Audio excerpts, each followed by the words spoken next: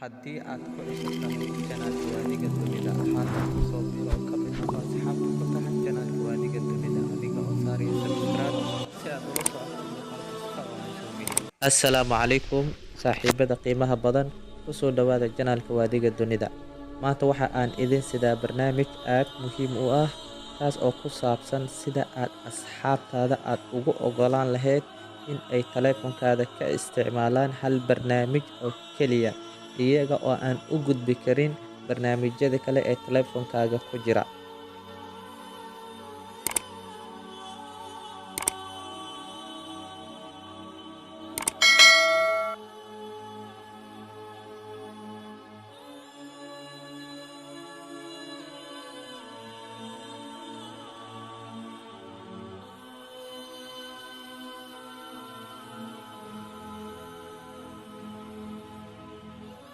Si aan u isticmaalno barnaamijkan, marka hore waxaan tagaynaa qaybta setting-ka ee taleefanka.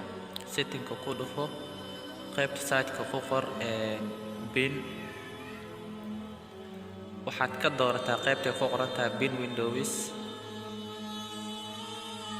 Haddii ay ku tahay off, waxaad ka dhigataa on. Qaybta hoose sidoo kale waxaad ka dhigataa on. Waayo markaad on ka dhigato wuxuu kuu qabanayaa in qofka markii uu fahmo, oo dad qaar ah jiro fahansan barnaamijkan, markay furaan inuu isla markiiba log screen-ka isku xiro.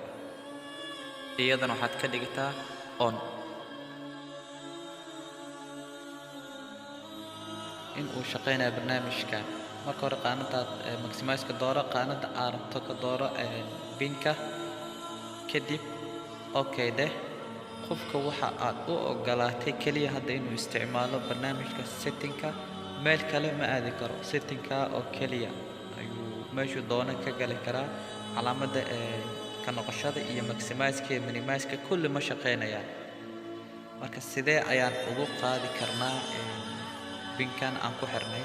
Marka hore waxaad isla qabataa calaamada ka noqoshada iyo maximize-ka.